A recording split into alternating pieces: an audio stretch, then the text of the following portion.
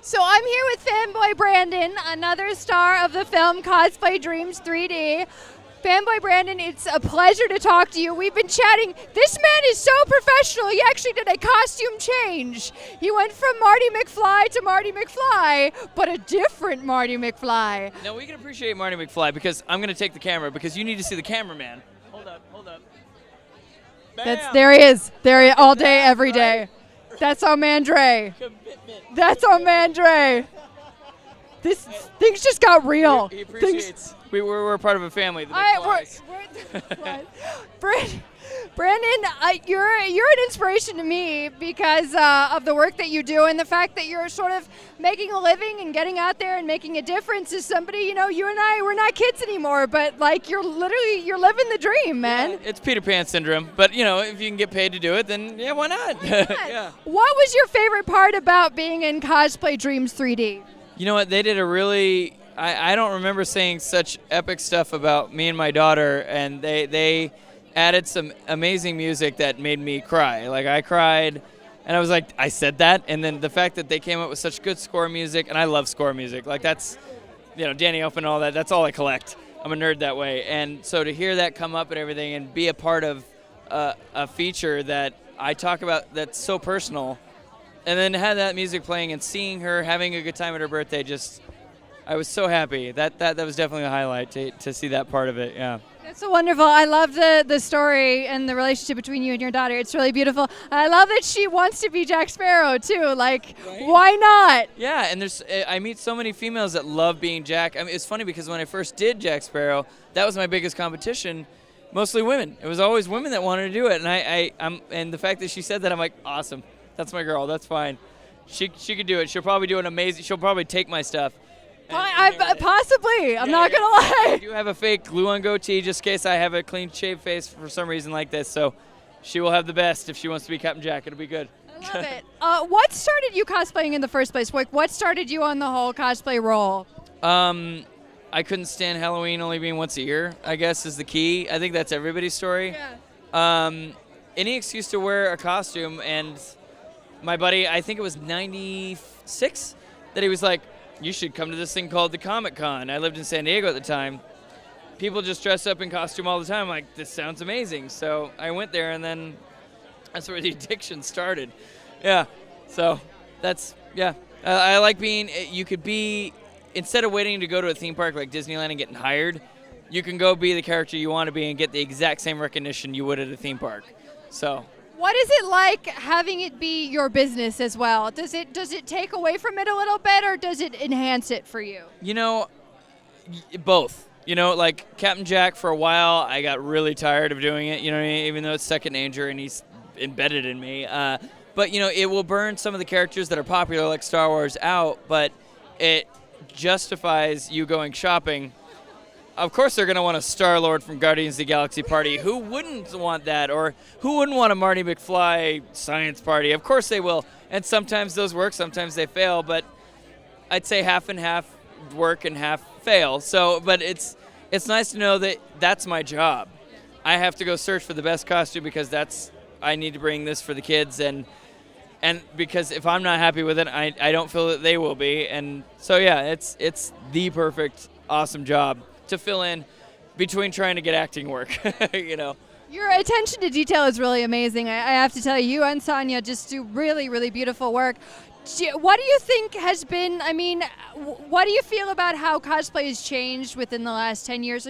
Are you happy to see, for example, like there are a lot of females that do it now, there are a lot of women. Do you feel like it's a change toward the positive, or do you feel like it's becoming too commercialized?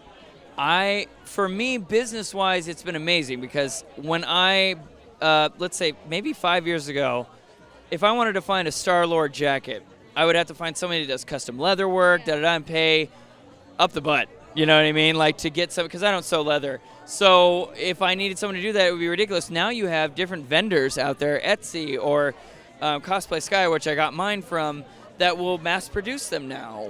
So I love the commercialism because it's so much easier and faster to find a costume. It used to take me a whole year to find pieces or people that will make these pieces and pay a ridiculous price and outsource everywhere to get one costume together. Like my Jack Sparrow took a year originally because there was no no one was doing it. Now, as soon as a movie comes out, sometimes before it, bam, somebody's selling it. So you can get it before the movie comes out. It's amazing to me that happens, because you were lucky back then that maybe only 5 years ago you were lucky if you could have that costume by the next convention.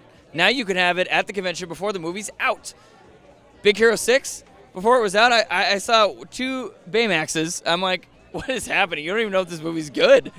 And it's there, but so I really appreciate the reach out that everybody, how popular it's gotten, because I can get what I need instantly, you know what I mean? And I started doing a YouTube show for people that try to get into this, the Fanboy Brandon YouTube show, where I actually do a YouTube full character, green screen background of like the TARDIS as Doctor, telling you where to get all these pieces that I'm wearing. That's awesome. How to do the makeup and everything, because I'm like, what if people really just don't, because I got all my friends that would randomly Facebook me that don't do this. Where do I get this? How can I find this? And I'm like, I'm just going to start doing videos. So I started doing those. So that's, Sir Fanboy Brandon. If you go check it out. I had to put a Sir because YouTube's dumb. And as soon as I tried to delete an old account, it just wasn't an option. I couldn't get the name back. So it's Sir Fanboy Brandon. And I have Jon Snow coming up next, Star-Lord's next, all in character, so you can find out where to buy every piece that I'm wearing. So you can... I'm going to check it out. I'm going to check it out all day. Dang. I didn't even... Yeah, it's basically a cosplay for dummies kind of show. It's what it... Yeah, not to insult, but it's a fun name. What would you say your favorite cosplay has been throughout do you have a favorite? Usually it's whatever's new. Like, you know what I mean? Whatever I just got, I'm totally stoked with. But I'd have to say Captain Jack is embedded in my soul. So he's definitely my favorite. Doctor Who, the 10th Doctor, is my favorite because he's, again, I feel he has Peter Pan syndrome. Doesn't want to grow up, always running away from growing up because he never ages. Yeah. So I think that those type of things, and Marty McFly, because he's got the DeLorean time machine. Am I right? Who doesn't want to be Marty? Right, exactly. No chicken. What is your cosplay dream? Brandon, what is your cosplay dream? Is that just overall what would be my dream? Whatever, man. My dream would be to be in some epic movie, maybe whether it be Marvel, Star Wars, and to go to Comic-Con and cosplay myself and see, and have a GoPro behind me so I can hear people like, you're not tall like him, or that's not exactly accurate, and I'm walking around with the offset costume, because that's going to be my contract. I believe Johnny Depp has a similar contract where his costumes he owns afterwards. He gets to take them home, put them on mannequins, and I will have that in every contract I do. I want all of them. And I will be the guy still on the internet, be like, this is where I found out you can get the material for my costume. I will never give up on my cosplay family, and I will always go, and I will probably do it once, because once it catches on, but after that, I will always love to come cosplay and try to hide myself. And just do it did you find out it was Jack as him again? I don't know. That's my dream, is to come to a convention and walk around as a cosplay, whether it's myself in a film or something else dramatic. Yeah. That is a pretty killer cosplay dream. I may have to steal a little bit of that, because that I've just heard some amazing dreams tonight, but that's a good one. That is a good one, Brandon. Where can we find you? You kind of already plugged yourself, but plug yourself again.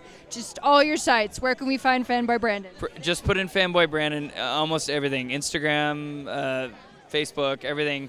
That's where you find me. So, and I do, soon a website will be launched, fanboybrandon.com, which will have, because I produce events. I do the Marked Men Party at San Diego Comic-Con, which is a epic pirate party, but it changes every year. We just did Game of Thrones this year, or last year, and this year coming up, we're going to be doing Once Upon a Time themed. Awesome.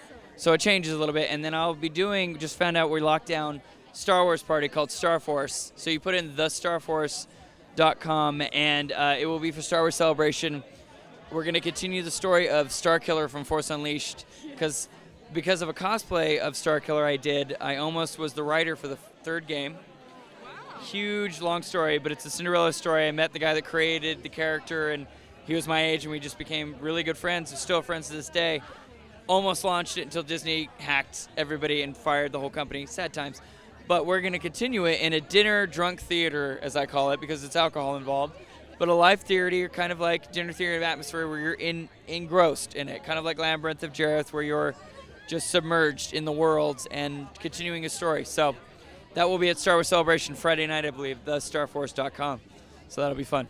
Well, Brandon, it's been a pleasure talking to you. Thank you. Keep doing what you do. Hire this man. I hope that he's famous one day and that he doesn't forget us and that he literally cosplays himself, because that would be beyond epic. I still do the kids parties. I didn't plug that. That's my bread and butter. Yeah. Still. Hire this man for kids party. Yeah, charactermasters.com. And we're doing the Marty McFly science party with the DeLorean and everything. So all those parents that are nerds like us just want to, oh, well, my kid will like the science, but I want the DeLorean at my house. They'll do it. So yeah, charactermasters.com. That's bread and butter. So I'll be doing that until I get famous. So probably a long time. Well, Brandon, thank you. It's a pleasure. And you can also see him in the Veronica's Mars movie. I just want to plug that real fast. He's in the Veronica Mars movies. He's got a porn stash. He's Officer, what's your name? Deputy Sachs. Deputy Sachs. There's a watch for a very epic car crash. You can't miss me. Epic car crash. Thank you so much for talking to us tonight, Brandon. It's been a pleasure. No problem. Okay.